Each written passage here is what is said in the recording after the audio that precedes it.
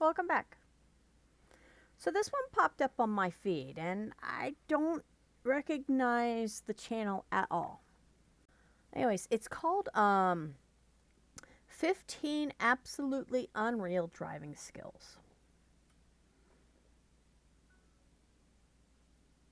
I'm going to give it a try. I don't know if I'll like it. I don't know if you guys will like it. I don't know if I'll get it all the way through. I don't know if I will not even air this. So, we'll see. We'll see how good it goes. Alright? So, sit down, buckle up. Let's see what some of these unreal driving skills are. Because I've driven a little bit unreally in a while. If you've got a need for speed, then you might want to stay tuned for these wacky racers. It takes skill and nerves of steel to drive like the pros, and these guys have both. Whether you're a devoted petrol head or haven't even passed your driving test, we think everyone will agree that these daring drivers have what it takes to dominate the road. From a motorcyclist who beat a fighter jet on the racetrack to a Japanese bus driver who drifts his way down a mountain pass at breakneck speed. These are the 15 most absolutely unreal driving skills. They had to learn drifting too. It wasn't a skill that you necessarily had before.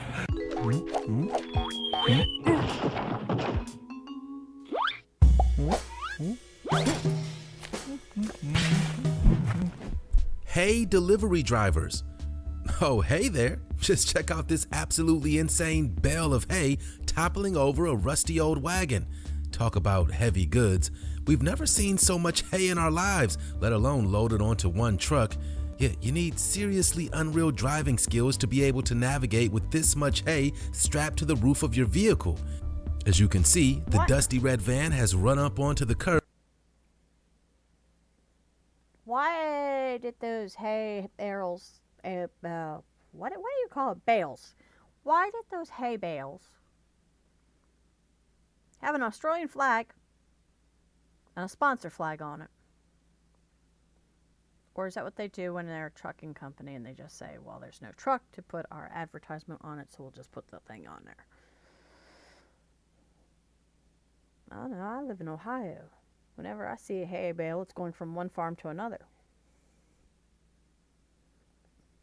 If it even leaves the farm in the first place. For a quick breather and perhaps to straighten out. With enough hay to build an entire house, the unlucky truck is being overtaken by a rogue cow. It's not easy transporting essential goods like this, but we're in awe of any driver who can achieve it. Hard-working hay delivery drivers make trips like this once every year, and in Australia, the BARRICHELLO hay runners are less like truckers and more like guardian angels. 258 trucks carry 14,000 bales of hay weighing 3,500 tons all the way across the country, covering more than 1,100 miles to deliver much needed hay to farmers struggling through droughts, totally free of charge. Awesome, right? All hail the hay drivers. Hey, did you know that if you smash the like button, subscribe, and click the notification bell, you're more likely to win the lottery? So what are you waiting for? I don't think that statistic is true. The ultimate drag race. What happened when a superbike, a fighter jet, a Formula One car, and 3 supercars came together to compete for the crown? And who do you think was named the king of speed? Well, the answer might just surprise you. This epic race happened in Istanbul, Turkey, a festival ultimate drag race. What happened when a superbike, a fighter jet, a Formula One car, and 3 supercars came together to compete for the crown? And who do you think was named the king of speed? Well, the answer might just surprise you. This epic race happened at the Technofest in Istanbul, Turkey, a festival. One would think it's going to be the fighter jet, but you'd be wrong. Because though the jets do actually fly faster than the rest of the competition drives, it doesn't launch faster. So the jet, it's out of there. Nope, not even competition. I don't know what the other 3 supercars were, but I'm going to bet also not worthy of competition. So now we have a race car and a bike, I believe. I think those are the last two options. My money's on the bike. No. No. Better. Better. My Swedish Fish is on the bike. The bike wins. I get my fish. The bike doesn't win. It will stay there. And I will be sad. Let's see who wins. Celebrating aviation, space, and technology. It was the perfect backdrop for a battle between machines. Alongside the fearsome fighter jet and the flawless F1 car, a Tesla P100DL, an Aston Martin New Vantage, and a Lotus EVORA GT430. Oh, oh, oh, now we know what the other cars were. I don't know. I don't know. I don't know. I don't know if I'm going to be eating that fish or not. Ooh. Hey, why didn't they throw in a Bugatti Veyron? I like me that car. I do like me the Bugatti Veyron. Wow. Fabulous. 221 miles per hour in less than 0.6 seconds. Are you kidding me? Let's get in that car. Gone. A V12 engine? Yeah! All right. I'm getting carried away. I'm getting carried away. But you didn't know I do those statistics. 30 joined a Kawasaki H2R motorcycle to see which vehicle was the fastest of them all. While the F1 car started off with a strong lead thanks to its well-gripped tires and lightweight body, soon enough the Kawasaki motorcycle overtook the fast car with a top speed of 250 miles per hour. With a super high power-to-weight ratio and professional racer Kenan Sofuoglu at the helm, the Kawasaki made history in one of the most epic races of all time. However, critics have pointed out that the short stretch of just 400 meters worked perfectly to the Kawasaki's advantage, and if it had been a longer race, there's no doubt that a 1,500-mile-per-hour fighter jet would have come out victorious. Told you. Told you. Told you. I told you that jet was no competition whatsoever, and I told you, and I got my fish. I got my fish because the bike won. But I'd love to see a rematch. Let's do a rematch with the Bugatti Veyron. Sign me up for that. Schumacher vs. Barrichello. Formula One racing legend Michael Schumacher has to be one of the most famous drivers in history. This 7-time F1 world champion is widely regarded as one of the greatest Formula One drivers to ever exist, but his career has definitely had its controversial moments. Just check out this absolutely outrageous moment at the 2010 Hungary Grand Prix. German racing driver Michael Schumacher can be seen shoving his former Ferrari teammate Rubens Barrichello towards the pit wall at an alarming 180 miles per hour as they vied for 10th place. We'd hate to think what could have happened if they were battling out for first place. It was lucky that nobody got hurt during this aggressive maneuver. While he originally brushed off the Rubbin is racing. Any fool knows that. Move, saying he left enough room for Barrichello to squeeze through, it seems as though the bosses at Mercedes pressed him for a more sincere apology. A steward that witnessed the race even said that he would have waved the black flag, disqualifying Schumacher from the entire race had it been up to him. Instead, he was handed a 10th position grid penalty for his next event, pushing him further back into the rankings. Schumacher actually suffered a severe brain injury while skiing in December of 2013 and was placed in a medical coma for around 6 months. It remains to be seen if he will ever race again, and the world certainly misses his unreal driving skills. Go pause that for a second.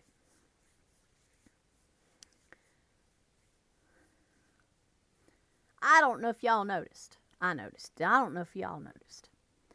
But a whole bunch of that racing background there said Pirelli. You ever heard of Pirelli? I have. I owned me a Pirelli moped when I was 14 years old. It was the Taki Mushrooms. It was awesome. I loved it. I loved it. It was amazing. Paid like $200 for it. Got me everywhere. Engine didn't like to go more than 100 miles before it would shut down and need to be cooled down for about an hour and a half. Put $5 in that tank, and that sucker was good for a week.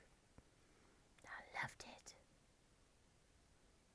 Anyways, tornado came, took it away. Tornado came and took it away.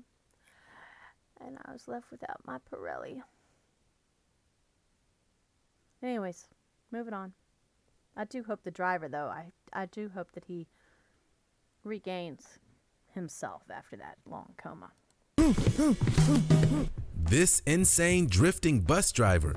You need to be completely fearless to catch this bus. An unnamed Japanese bus driver has been caught on camera pulling off some insane drifts as he hurtles downhill at breakneck speed.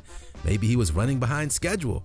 Drifting became a mega popular driving technique in Japan back in the 1970s, and since then the crazy car trick has gone from strength to strength, reaching the mainstream in manga series Initial D in 1996 and finding Hollywood fame in the movie The Fast and the Furious Tokyo Drift in 2006. So, what is drifting? Basically, it's a method of driving your car around tight corners by oversteering and losing traction. When your car turns left, the wheels point right, creating a drifting effect on the road. Usually, the competitive drift cars are light to This fool is not drifting. What this fool is doing is called resigning.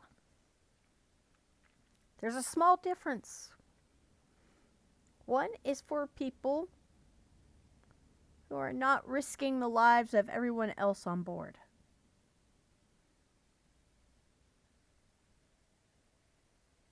moderate weight vehicles, so the fact that this daredevil is drifting down a mountain in a bus is super impressive. No, it's not impressive. Do not. It's not impressive. It's dangerous. It's deadly. It's stupid. It should not be attempted at home. Don't do it. Don't do it. Don't do it. Unexpected cab driving skills. In most countries, the last person you'd expect to be driving your cab is the Prime Minister. However, Norway is breaking all the rules of convention in true Scandinavian style. Labor leader Jens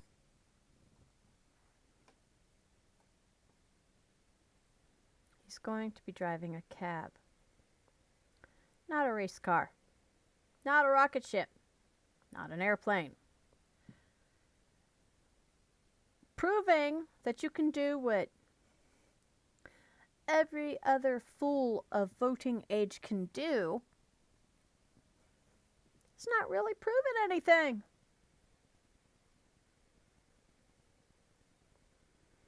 Unless it's proving how out of touch you are. Could be proving that. Stoltenberg wore a taxi driver's uniform and badge and hit the streets of the nation's capital, Oslo, in a black cab. But the 54-year-old politician wasn't trying to earn a few extra bucks, and he was actually picking up members of the public so that he could listen to his voters' concerns. Come on, that's actually pretty genius. Okay. I take it back. I was wrong. That's kind of genius. Okay. 2 thumbs up. Kind of genius, actually. Almost as genius as Cash Cab.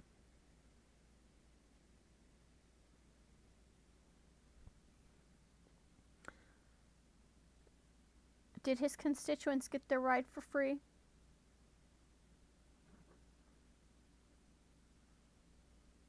He didn't get any tips, did he? I mean, not the vocal kind. I mean, like the, you know, the cash kind. Did he? Maybe asking someone what your opinion is on the government and then taking money for their opinion might not be wise. Cab was fitted with a hidden camera to capture the faces of the bewildered public as they realized they just jumped into the car with a leader of their country. While some people shared their views, others just outright criticized the Norwegian Prime Minister for his shoddy driving. At one point, he hits the brakes, mistaking them for the clutch. What a rookie error. Stoltenberg revealed that he actually hadn't driven a car for 8 entire years, and so his skills were a little rusty. How unreal is that? The funny footage was used as part of his re-election campaign, with Stoltenberg promising to be a better prime minister than he was a cab driver. Don't give up on your day job. He kind of wasn't. That was the whole Rally point. driver makes quick-footed escape. Here's Wait, what wait, happens wait, when a wait, mountain race But did he win re-election?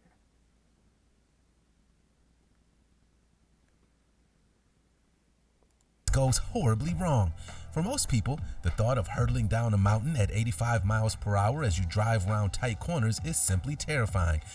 But that didn't stop this 24-year-old Polish rally car driver. He was competing in the iconic FIA European Rally Championships in the Canary Islands when he suddenly lost all control of his trusty Ford Fiesta. Watching this nail-biting footage is a real roller coaster of emotions. As he cruises down the scenic mountains, you can't help but soak up the beautiful view.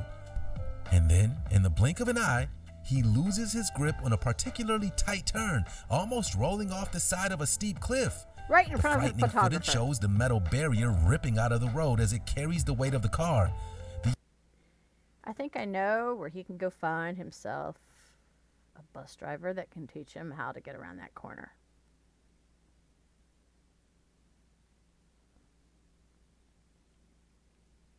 The young driver and his co-pilot break out of the wrecked car, rushing to safety. Whew, that was a close call. We don't even want to think about what could have happened if that... Pretty sure his co-pilot was not doing his job.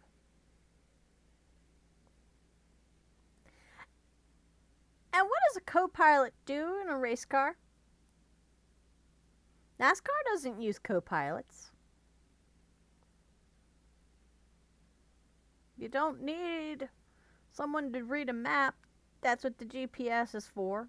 And don't tell me they don't use GPS because they're driving too fast, because yeah, that's kind of stupid.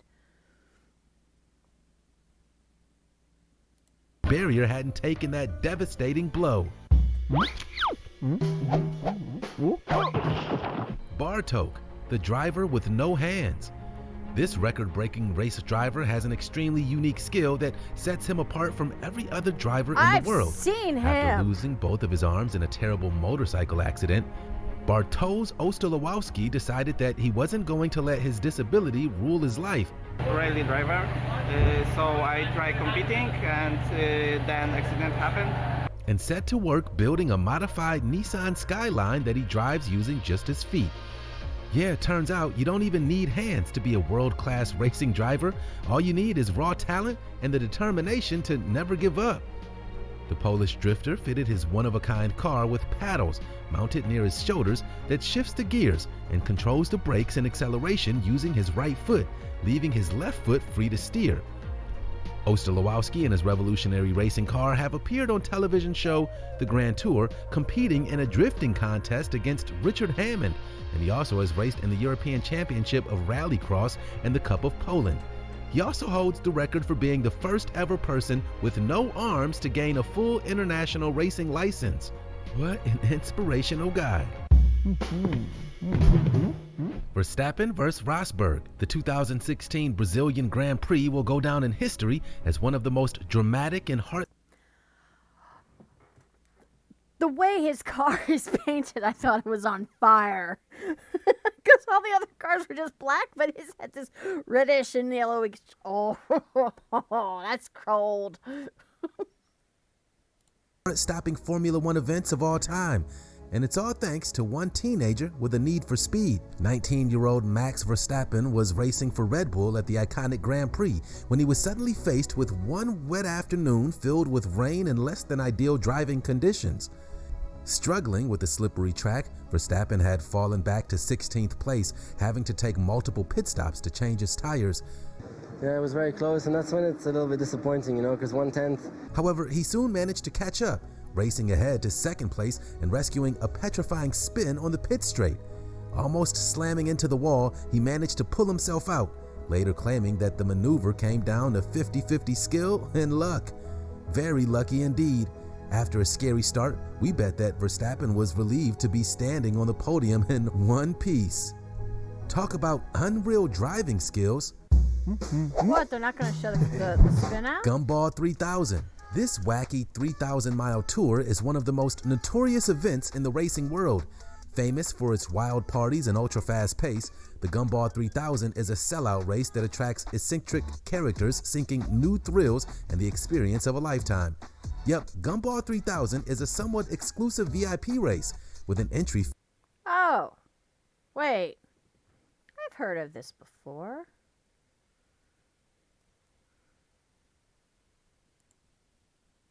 How do I know them? It sounds so familiar. It'll come to me. I'm sure it'll come to me. I'll figure it out later. Fee of a whopping $75,000. Expensive supercars are pushed to their limits, traveling across continents over 8 days. Founder Maximilian Cooper, the founder of Gumball, launched the infamous race back in 1999 when he invited his celebrity buddies to join him on a road trip across Europe. This non-stop party evolved over the next 10 years, from an underground rally into a world-famous brand complete with its own video game, Top Trump's card game, movie deals, and even an energy drink. Television show Top Gear attended the Gumball 3000 to see what all the fuss was about, telling its fans, "You're bombarded with decadence, force-fed parties, deprived of sleep, and constantly in a weird logistical hinterland between controlled chaos and disorganization." Which means we're probably only 24 hours away from getting on the grid, getting on. Yeah, love it or not, there's no denying that the Gumball 3000 is one road trip that you'll never, ever forget. So, kind of like a night in Vegas.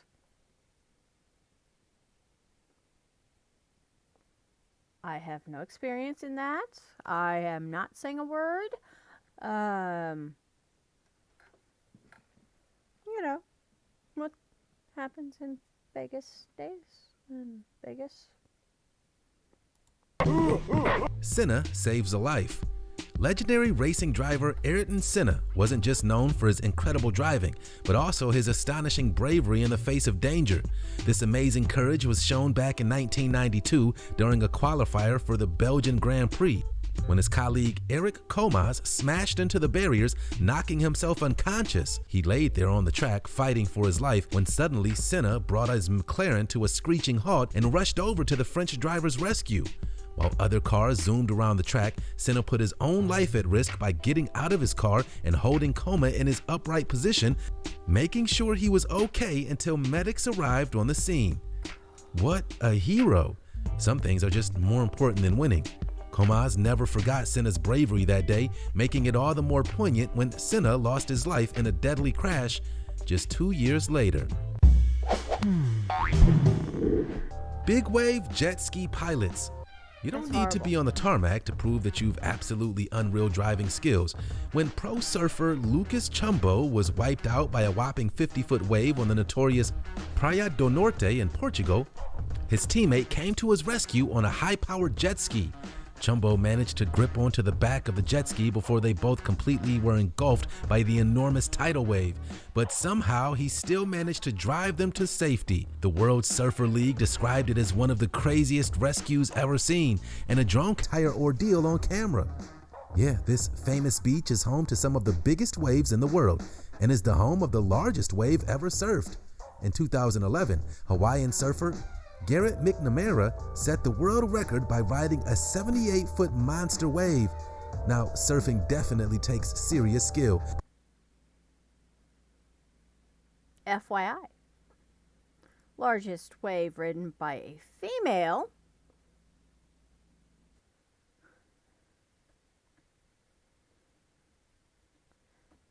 is Maya Gabrielle, whose record is 73.5 feet high. Now, Garrett is rumored that he actually rode a 100-foot wave since his 78-foot wave. However, as of January 30th, 2013, it still has never been confirmed as a measurement of 100 feet. So, sorry, that's what I do. If I come across something that I know something kind of different is, or I have to double check something, I will actually go and pull a fact and throw it in on my reaction videos, because that's what I like to do. I like to give information or bounce information back or correct people if they need to be corrected. So that's what I do. I don't just sit there and go, no.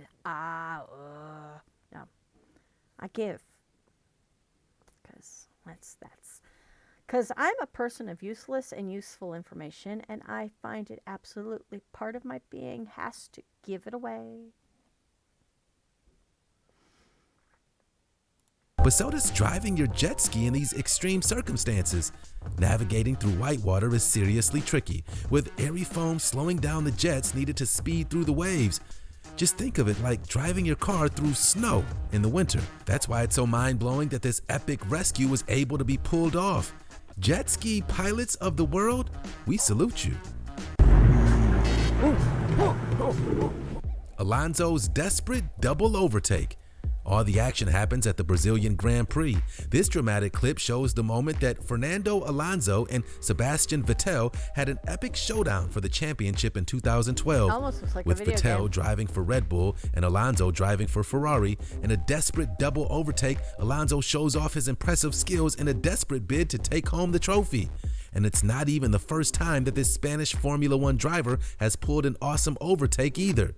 Nothing can stop this racer from earning his rightful place on the podium.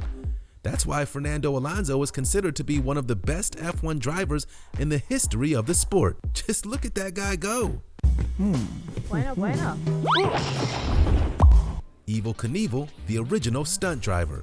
Catapulting to fame in the 1960s, EVEL Knievel has to be one of the most famous motorcycle drivers of all time.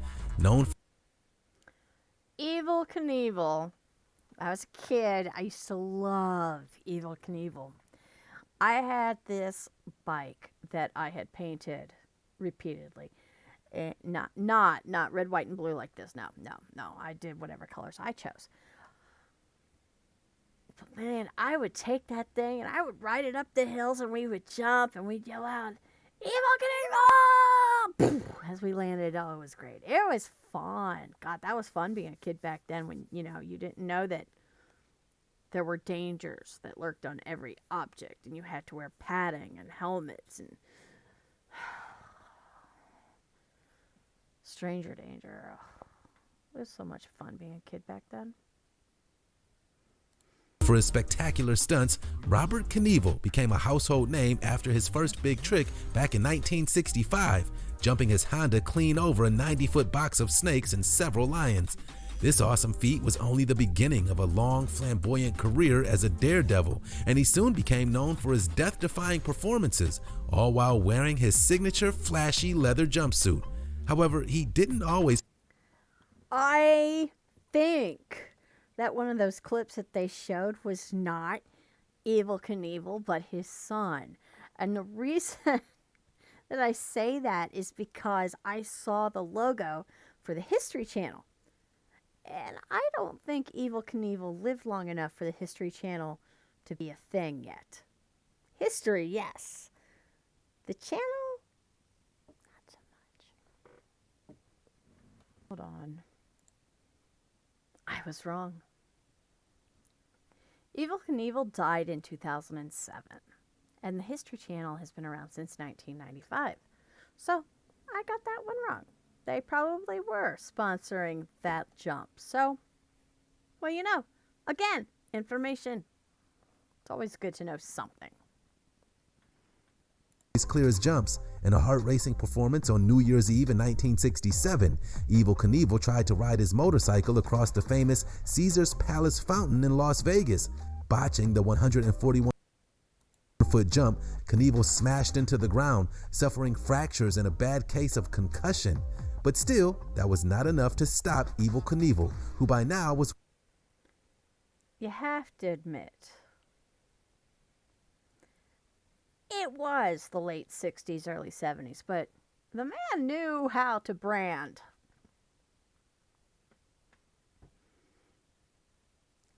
Now you see. We would throw blankets on and jump off hills, and now you see why.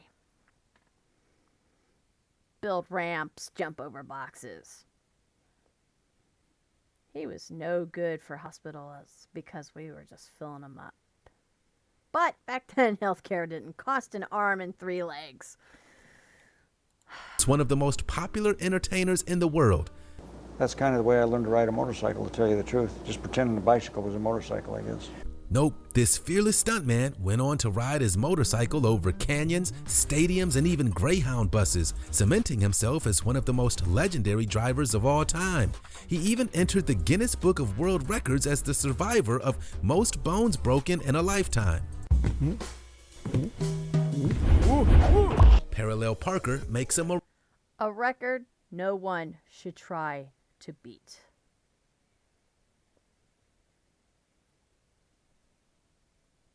Except maybe TikTokers. Miraculous exit. Anyone who's ever attempted to parallel park can relate to this frustrating viral video. In fact, most people who pass their driving test will do everything that they possibly can to avoid having to perform this tricky maneuver ever again. You want to take a look at your mirror over here. You want to turn your car until you see the car behind you.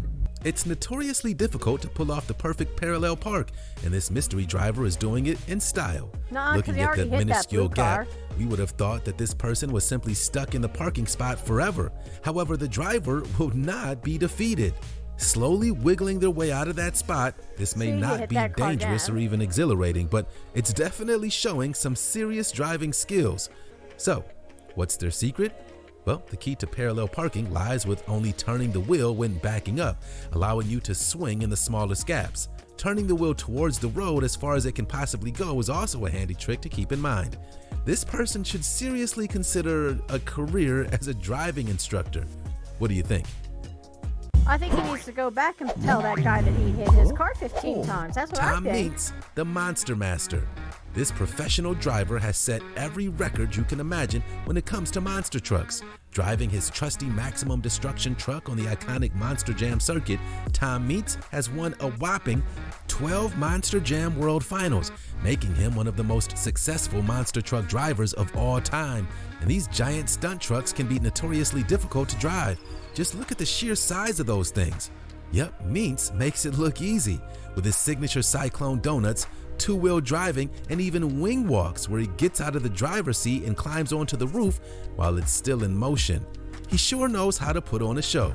Meents was the first person to ever attempt a monster truck backflip and then later a double backflip.